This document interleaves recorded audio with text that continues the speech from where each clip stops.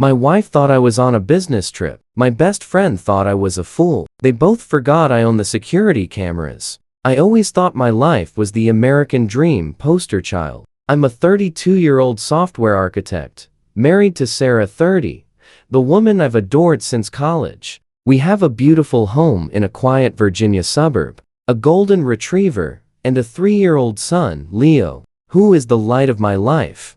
But 3 weeks ago, the dream didn't just end at curd-led.it started with something stupid. A medical checkup. I was applying for a high-value life insurance policy because I wanted to make sure Sarah and Leo were set if anything ever happened to me. The policy required a full blood panel. When the results came back, the doctor called me into his office with a look on his face that usually precedes a terminal diagnosis. "Mark," he said, tapping a pen nervously, "there's no easy way to say this. Your blood type is O negative. Your wife, according to your records, is AB positive. And Leo is O positive. I'm a tech guy. I know logic. I know biology." I sat there, the room spinning, as the cold, hard math hit me. 2 parents with O negative and AB positive blood types physically cannot produce an O positive child. It is a biological impossibility.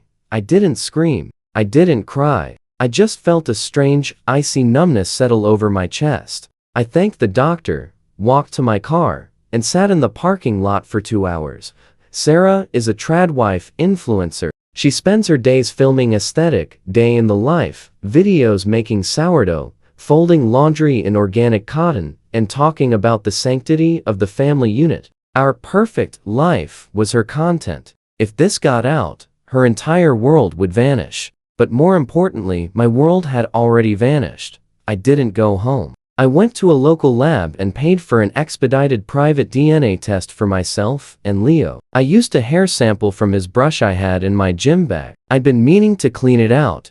3 days later, the email arrived. Probability of paternity.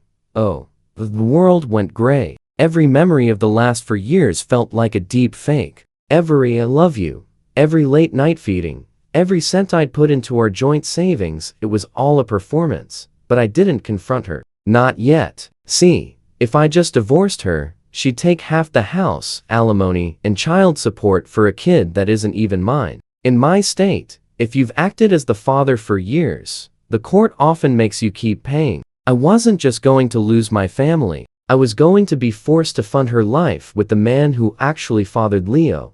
I needed to know who. I told Sarah I had to go to Palo Alto for a week for a server emergency. She gave me that beautiful, practiced smile, kissed me deeply, and told me she'd miss me. She even filmed us saying goodbye for her Instagram stories. #working hubby #miss Shim already. I left for the airport, but instead, I checked into a cheap motel 20 minutes away. I opened my laptop and accessed the ghost cam. Months ago, I'd installed a hidden camera in the nursery and the living room, ostensibly to check on the nanny. But Sarah didn't know. I'd upgraded the system to include the master bedroom. I waited. For 6 hours, nothing. Then, at 11 p.m., a car pulled into our driveway. A silver Audi. My heart stopped. I knew that car. It belonged to Jackson. Jackson has been my best friend since high school. He was the best man at our wedding. He's the guy who helped me move into this house. He's the guy I lent $20,000 to when his startup failed 2 years ago. I watched the screen, my hands shaking so hard I almost dropped the laptop. Jackson didn't knock. He had a key. He walked straight into my house, straight into my kitchen. And Sarah didn't just greet him, she flew into his arms. The things they said next were caught perfectly by the high-def mic I'd hidden in the bookshelf. "Is the ATM gone?" Jackson asked, laughing as he poured himself a glass of my 18-year-old scotch. "He's in the air by now," Sarah purred, leaning against the counter. "God, I don't know how much longer I can play the doting wife. Jocks. He's so boring. All he talks about is code and the mortgage." "Just a few more months," Jackson said, pulling her close. "Once the inheritance from his grandfather's estate clears in May, we make our move. You file for the unhappy divorce, take the house, the support for Leo, and we finally move to the coast. My grandfather's estate. My grandfather was a wealthy man who had left a trust that was set to vest on my 33rd birthday exactly 2 months from now. It was worth nearly $1.2 million. Sarah knew about it. She'd been helping me plan how to invest it for Leo's college, except Leo wasn't my son, and Jackson wasn't my friend. They were a pair of parasites who had been grooming me for years. I watched them head toward the stairs. To my bedroom, a switch flipped in my brain. The sadness was gone. The heartbreak was replaced by a cold, calculating rage. They wanted a story? I was going to give them a finale they'd never forget. I opened a new document on my laptop. I didn't start a journal. I started a spreadsheet. Column A, the crimes. Column B, the cost. Column C, the execution. Have 60 days until that trust vests. 60 days to dismantle Jackson's life, expose Sarah's perfect brand as a sham, and ensure that when the dust settles, they don't have a cent of my money, a roof over their heads, or a shred of dignity left. But first, I needed to deal with the most painful part. If Leo isn't mine, who does he belong to? And what happens to a 3-year-old boy when his entire world is built on a lie? I looked at the screen one last time before closing it. They were laughing. They thought they were the smartest people in the room. They forgot one thing. I built the room. I spent the rest of that night in the motel room, not sleeping, but scrolling. If you want to destroy someone in the digital age, you don't use a bat. You use a spreadsheet. I'm a lead architect for a major fintech firm. I build the systems that track money. If there's a digital footprint, I can find it. And Jackson? For a guy who thought he was a criminal mastermind, he was incredibly sloppy.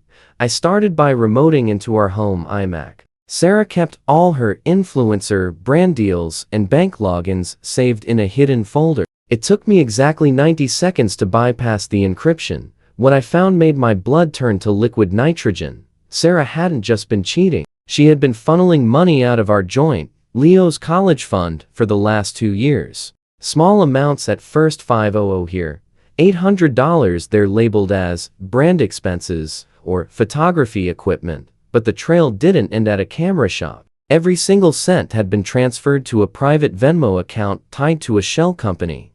J. Stone Ventures. J. Stone. Jackson Stone. My best friend. He wasn't just sleeping with my wife. I was literally subsidizing his lifestyle. That $20,000 loan gave him for his startup? It wasn't for a business. I tracked the wire transfer. Within 48 hours of receiving my money, Jackson had spent $12,000 on a down payment for that silver Audi I'd seen in my driveway, and the rest went toward a luxury work retreat in Tulum. I checked Sarah's Instagram archive from that same week. Hashtag solo travel. Hashtag self-care. Hashtag soul searching. She had been in Tulum with him, while I was pulling 80-hour weeks to cover our mortgage and his failed business. They were sipping margaritas on my dime. But here's where the 18+ side of their little game got darker. Found a secondary, encrypted messaging app on Sarah's cloud backup. The messages between her and Jackson weren't just romantic. They were predatory. He's so pathetic. Jocks, Sarah had texted 6 months ago. He actually cried when he saw Leo's first steps. He has no idea the kid has your eyes. We just need to hold out until the grandfather's trust clears. Once that $1.2 million hits the account, we trigger the domestic abuse play.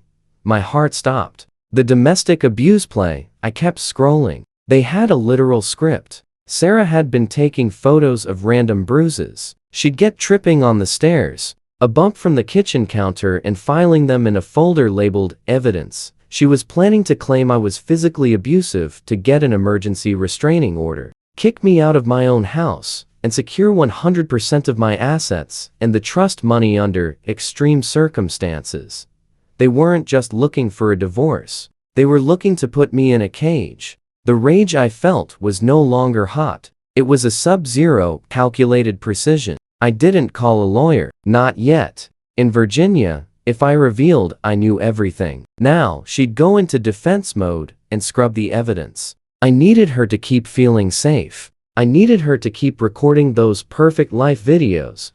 I checked out of the motel at 6 o'clock a.m. and drove to a specialized forensic lab. I handed over the DNA samples again, but this time, I asked for a full ancestry and health workup on Leo.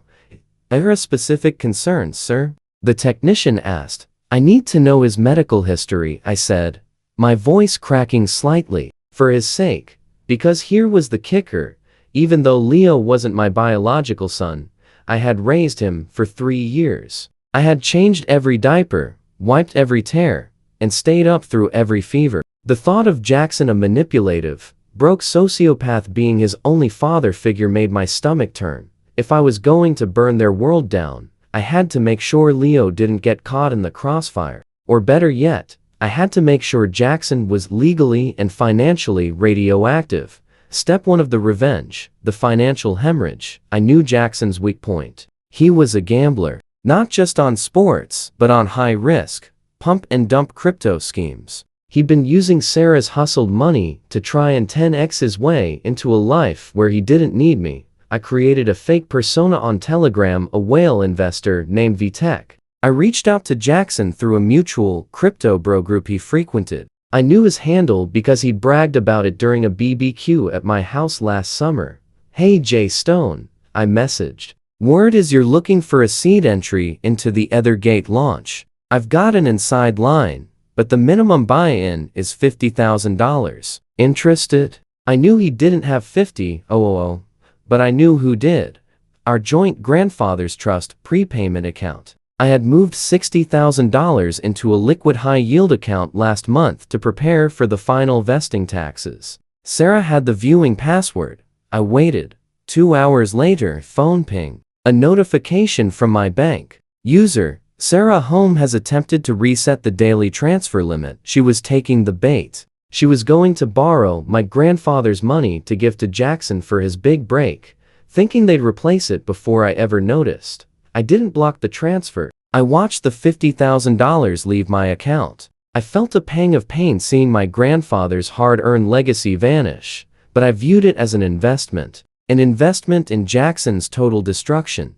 Because Ethergate wasn't a real crypto launch. It was a digital black hole, coded myself. The money didn't go to a blockchain. It went into a locked, offshore escrow account that only I could access. Jackson thought he was about to become a millionaire. In reality, he had just committed grand larceny and interstate wire fraud.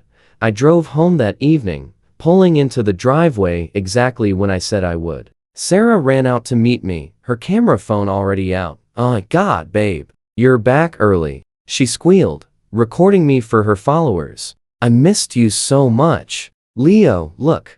Daddy's home. Leo came running out, his little arms open. I knelt down and hugged him, my eyes stinging. He smelled like baby shampoo and innocence. He had no idea he was being used as a pawn by the woman holding the camera.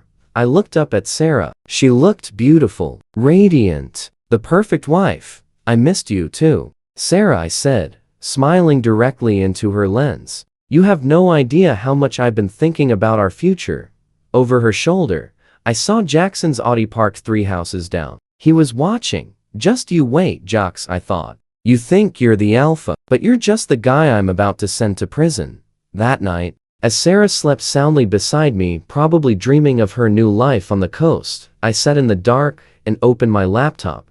The DNA results for the health workup had arrived early. I opened the file, expecting to see Jackson's markers, but I didn't. I stared at the screen, my heart hammering against my ribs. The genetic markers for Leo's biological father were listed. They didn't match mine, but they also didn't match the physical profile of Jackson. Jackson wasn't the father. There was a third man. I sat in the glow of my laptop screen, the blue light stinging my eyes. The DNA report sat there, mocking me. I had been so certain. Jackson was the one in my house. Jackson was the one in my bed. Jackson was the one Sarah was whispering future with. But biology doesn't lie. The paternal markers in Leo's DNA indicated a father of Northern European and Mediterranean descent. Jackson is Irish-American, pale, freckled, and red-haired. The report showed dark hair and olive skin traits. If Jackson wasn't the father, That meant Sarah was playing a double game. Even with her partner in crime, she was letting Jackson believe Leo was his to keep him on the hook, to keep him doing her dirty work, and to give him a reason to help her steal my trust fund. She was playing us both. She was the predator. We were just two different types of prey. I needed to find out who the third man was. I went back into Sarah's digital life, but this time, I didn't look at the messages. I looked at her location history. Sarah's influencer lifestyle required her to be at events constantly. I cross-referenced her Google Maps timeline with the dates of conception for Leo. There were 3 weekends where the data didn't line up. She'd told me she was at a wellness retreat in the Catskills, but her GPS showed her at a private estate in the Hamptons, a property owned by Julian Vane. My stomach dropped. Julian Vane wasn't just some guy. He was a tech mogul, a billionaire venture capitalist, and the primary sponsor of Sarah's Family First brand. He was the one who had discovered her on Instagram and turned her into a star. The pieces clicked together with a sickening metallic snap. Sarah wasn't just trying to get my $1.2 million. She was using that money to scrub her life so she could eventually move into Julian's circle without the baggage of a middle-class husband. But Julian Vane is a public figure with a reputation for being a family man. He couldn't have a scandal, she had convinced Jackson. He was the father to make him her muscle and fall guy. If anything went wrong, Jackson would be the one caught with the stolen money, while Sarah played the victim who was seduced and misled by a family friend. I looked at Sarah, sleeping peacefully next to me. Her skin looked so soft, her expression so innocent. She was a sociopath of the highest order. Mark, she mumbled, stirring. Why are you awake, honey? Come back to bed. Just a work thing, Sarah, I said. My voice as flat as a dead line. A bug in the system. I'm just squashing it. You work too hard, she whispered, reaching out to touch my arm. I fought the urge to recoil. I can't wait until May. We can finally take that long vacation. Just you, me, and Leo, and your billionaire lover and your idiot henchman. I thought. I can't wait either, I said. The next morning, I began the grand reveal. If I wanted to win, I couldn't just tell the truth. I had to make the truth viral. Sarah lived by the sword of public opinion. She would die by it. I contacted an old friend from my college days, Sully, who now works in high-end digital PR, specifically reputation management, the kind of guy who makes scandals disappear for celebrities. I don't want to make something disappear, Sully, I told him over an encrypted call. I want to build a bomb. I want a timed release of documents, videos, and DNA evidence that hits every major tabloid and T channel at the exact same second. Sully looked at the files I sent him. He whistled. Mark, this isn't a divorce. This is a public execution. You realize if you do this, there's no going back? Your son, he's not my son, Sully, but he is a child who deserves better than being a prop for a billionaire and a con artist. I've already set up a private trust for him that Sarah and Jackson can't touch. I'm taking care of the kid. But the adults? They're going to burn. But first, I had to deal with Jackson. The $50,000 he stole from my account via Sarah was sitting in my escrow. Jackson was getting restless. He messaged VTech, my fake persona, demanding to know why the crypto Ethergate hadn't launched yet. Patience? J. Stone, I typed back. The SEC is sniffing around. We need to move the funds again to keep them clean. I need you to sign some liquidity provider documents. It's just a formality, but it links you to the project officially. Do this, and your $50,000 becomes $500,000 by Friday. Jackson, blinded by greed and the desire to finally outshine me, signed the digital documents within minutes. He didn't realize he wasn't signing a crypto contract. He was signing a confession of embezzlement and identity theft. I had drafted the document to look like a terms of service agreement. But hidden in the fine print, the part nobody reads, was a full admission that he had knowingly used stolen funds from my account. Now, I had Jackson in a legal cage. I had Sarah's infidelity and abuse play recorded. And I had the billionaire factor as my ultimate leverage. I decided to pay Julian Vane a visit. Not at his office, but at a charity gala I knew he was attending that night. I didn't go as an angry husband. I went as a concerned business associate. I caught him by the bar. He was exactly like he was on TV, charming, expensive, and cold. "Mr. Vane," I said, holding a glass of sparkling water. "I believe you know my wife Sarah, the family first influencer." Vane's eyes didn't flicker. "Ah, yes. A talented woman. We sponsor her. And you are?" "The man who has a DNA report showing that your brand ambassador has a son that shares 50% of your genetic code," I said, leaning in close. "And the man who has 400 hours of footage of her and a man named Jackson discussing how they're going to use your sponsorship money to disappear after they rob me." Vane's face turned the color of ash. He tried to speak, but I held up a hand. "I don't want your money, Julian. I have plenty of that. What I want is your cooperation. You're going to help me destroy Sarah's career. You're going to pull every sponsorship, leak the morality clause violations to the press, and ensure she never gets a like again. Do that, and your name stays out of the DNA leak. I'll let the public think the father is Jackson." "Why would you do that?" Vane hissed. "If Jackson isn't the father, why let him take the fall?" I smiled. It wasn't a nice smile. "Because Jackson thinks he's a winner. And there's nothing more poetic than a man losing everything for a kid that isn't even his, while the woman he loves watches her empire crumble in real time." Vane nodded slowly. "You're a dangerous man, Mark." "I'm a man who just wanted to be a dad," I replied. "You guys are the ones who turned this into a game." I walked out of the gala and checked my watch. 48 hours until May 1st. The day the trust vests. The day Sarah thinks she wins. I drove home and found Sarah in the kitchen, filming a video about the secret to a happy marriage. She asked me to join her for the outro. "Come on, babe," she giggled. "Just say, 'Family is everything' to the camera." I looked into the lens, knowing that in 2 days, this video would be the primary evidence used in the downfall of Sarah documentaries. "Family is everything," I said, my voice dripping with irony. "And secrets always come to light." "Perfect," she said, hitting stop. "That was so authentic, Mark. People are going to love it."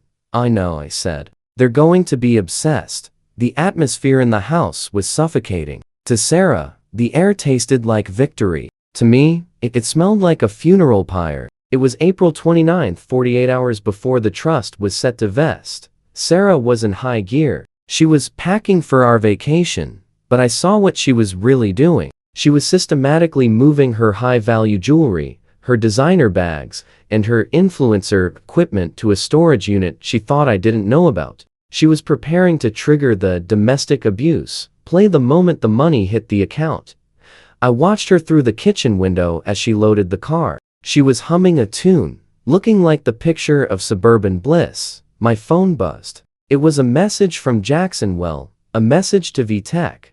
VTech, the $50,000 is gone from my dashboard. Where's the payout? You said Friday. It's Wednesday. Don't play with me. I smiled. Jackson was spiraling. He had borrowed that money from Sarah, who had stolen it from me. He was now realizing that in the world of high-stakes crypto, money can vanish into the ether in milliseconds. Relax, Jay Stone, I typed back. The liquidity pool is locking. To unlock the 10x gains, the system needs a physical verification. I'm sending a courier to your apartment with the hardware wallet. You sign for it, the $500,000 drops. Be there at 8 p.m. The courier wasn't a courier. It was a process server. And the hardware wallet was a summons for a grand jury investigation into wire fraud, while Jackson was busy waiting for his imaginary millions.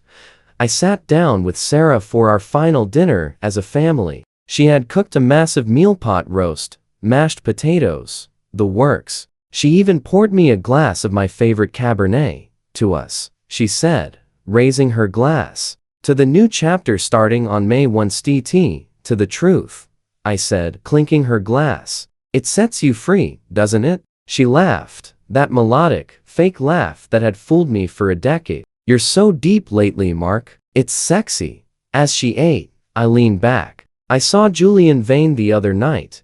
The fork in Sarah's hand froze halfway to her mouth. The color drained from her cheeks so fast, it was like someone had pulled a plug. Julian? At the gala? I didn't know you were going. I wasn't invited, I said calmly. But we had a very interesting chat. He speaks very highly of you, Sarah, especially your commitment to the brand. She forced a smile, but her eyes were darting toward her phone. He's a great mentor. His sponsorship is the reason we have this house, really. Is it? I asked. I thought I was the reason we had this house. My 80-hour weeks, my grandfather's legacy, but I guess everyone has their own version of the story. Mark, you're acting weird, she said, her voice dropping the influencer lilt and turning sharp. Are you drunk? I've never been more sober, I replied. I stood up and walked to the living room, where Leo was playing with his blocks. I knelt down and kissed his forehead. Hey, big guy, you go upstairs and get ready for bed, okay? Daddy needs to talk to mommy. Once Leo was out of earshot, I turned back to Sarah. The mask was off. Now, she looked at me with a cold, hard stare, the look of a woman who had already won. I know what you're doing, Mark, she hissed. I know you've been snooping, but it doesn't matter. By Friday, I'm gone. And if you try to stop me, if you try to take Leo, I have enough evidence of your temper to make sure you never see him again. I've already talked to my lawyers. The trad wife being abused by the tech bro husband. The internet will eat you alive. You're right, I said, pulling out my phone. The internet loves a good story. That's why I decided to give them yours. I turned the phone screen toward her. It was a countdown timer on a website Sully had built. Title: The Trad Wife Trap, Infidelity, Embezzlement, and the $100 million Billionaire. Beneath the title were thumbnails of the DNA reports, the hidden camera footage of her and Jackson in our bed, and the ledger of the stolen 50,000. The site goes live in exactly 12 hours, I said. At 8 a.m. tomorrow, every one of your 2 million followers will get a notification. Your sponsors have already been sent the morality clause termination letters. Julian Vane has already signed an affidavit denying any personal involvement with you. He's throwing you under the bus to save his own skin. Sarah, he's calling you a stalker who fabricated a connection to him. Sarah's face went from pale to a ghastly, bruised purple. She lunged for my phone, but I stepped back. And Jackson? I continued. He's being served right now. He's going to think you set him up to take the fall for the stolen money. I sent him a little tip-off from VTech, telling him that Sarah Jenkins provided the evidence to the feds to clear her own name. You monster, she whispered. I'm the monster? I laughed. You lied about the paternity of our child. You used a 3-year-old boy as a prop for your perfect life, while plotting to put his father in jail. You stole from my dead grandfather. I'm not the monster, Sarah. I'm the karma. Her phone started blowing up. Calls from her agent. Calls from her manager. Notifications from Instagram comments were already being turned off on her posts as the leaks began to trickle out on X, formerly Twitter. Wait, she sobbed, dropping to her knees. Mark, please. We can talk about this, Leo. Think about Leo. I am thinking about him, I said, my voice cracking for the first and only time. That's why he's going to stay with my sister for a few weeks while the police and the lawyers sort this out. And as for you, you have 1 hour to pack a single suitcase and leave this house. You can't kick me out. It's my house too. Actually, I said, pulling a final document from my pocket. I checked the deed and the mortgage. Since you used stolen funds to pay your portion of the equity, and since I have a signed confession from your partner Jackson about the fraud, I filed an emergency injunction. This house is a crime scene, Sarah, and you're the lead suspect. The front door bell rang. It wasn't Jackson. It was the police. I'd called them 20 minutes ago, reporting a domestic disturbance and providing the evidence of the financial crimes. As they led a screaming, hysterical Sarah out of the house in handcuffs right past the neighbors, who were already filming the fall of the influencer on their own phones. I sat down on the sofa. The silence was deafening. I looked at the blocks Leo had left on the floor. I was alone. I had won. I had kept the money. I had destroyed my enemies. And I had protected my legacy. But as I sat there in the dark, my phone buzzed one last time. It was an email from the DNA lab. The deep ancestry results I'd ordered for myself. I opened it, expecting to see my usual boring heritage. Instead, my eyes widened. The report showed a match. Not to a relative I knew, but to a relative found in database. The name at the top of the list, Jackson Stone, my best friend, my enemy, my betrayer. The DNA report said we were half-brothers. The DNA report on my screen felt like a physical weight, crushing the air out of my lungs. Relationship, half-brother. Confidence, 99.9%. The man who had slept with my wife. The man who had plotted to steal my inheritance. The man I had just sent to a prison cell was my own flesh and blood. My father, a man I remembered as a stoic, hard-working architect, had a secret life. Jackson wasn't just a friend I'd met in high school. He was the result of an affair my father had 35 years ago. I sat in the graveyard of my living room, the flashing blue and red lights of the police cars fading in the distance. I realized then that Jackson's hatred for me wasn't just greed. It was envy. He had grown up watching me have the father, the stability, and the legacy that he felt entitled to. He didn't just want my money. He wanted to be me. And Sarah? She had figured it out. She had used that deep-seated resentment to turn a brother against a brother. I drove to the county jail at 3:00 a.m. I used my VTech connections and a very expensive lawyer to get a private glass partition meeting with Jackson before his arraignment. When he walked in, he looked broken. His expensive suit was wrinkled, his hair matted. When he saw it was me, he lunged at the glass, screaming obscenities. "You trapped me," he roared. "That crypto money. The documents. You set me up." "Sit down, Jackson," I said, my voice echoing in the cold room. I slid the DNA report against the glass. "Or should I call you brother?" Jackson stopped. He looked at the paper, then back at me. His rage didn't vanish, but it transformed into something more pathetic: shame.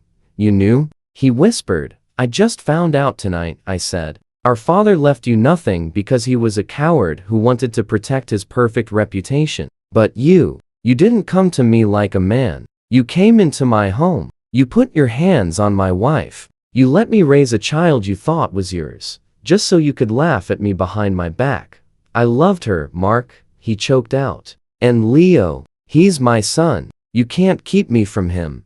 I leaned in, my face inches from the glass. "That's the funniest part, Jackson. I got the full workup. Leo isn't yours either. Sarah was playing you. She was sleeping with Julian Vane before you even got back in the picture. She told you Leo was yours, so you'd help her rob me. You were never the mastermind, Jocks. You were just the Plan B muscle." The look on Jackson's face was the most satisfying thing I have ever seen. It was the look of a man realizing he had traded his soul and his freedom for a lie. He started to sob ugly, heaving sounds that filled the room. "What now?" he gasped.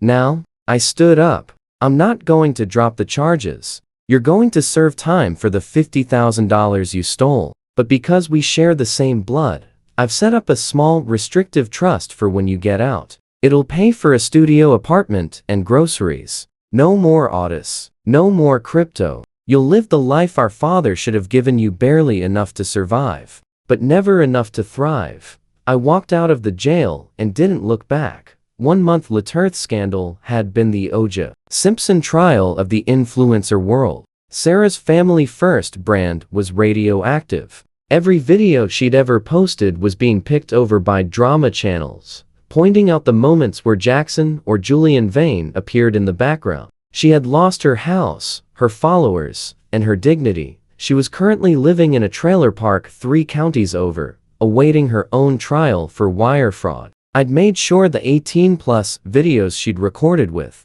Jackson, the ones she thought were private, were handed over to the court to prove her moral turpitude. She was a pariah. I was sitting on the back deck of my new home. I had sold the house of lies and moved closer to the coast. Leo was playing in a sandbox nearby. I looked at the final legal papers on the table. paternity revocation and adoption reaffirmation. Legally, was no longer Leo's biological father. I could have walked away. I could have handed him over to the state or searched for Julian Vane's lawyers to force a settlement. But when I looked at that little boy, I didn't see Julian's greed or Sarah's malice. I saw the kid who had held my hand when he was scared of the dark. I saw the kid who called me Dada before he could even walk. I signed the papers. I was choosing him, not because of blood, but because I was the only person in his life who wasn't using him as a pawn. My phone buzzed. A news alert. Billionaire Julian Vane steps down as CEO amidst unnamed scandal.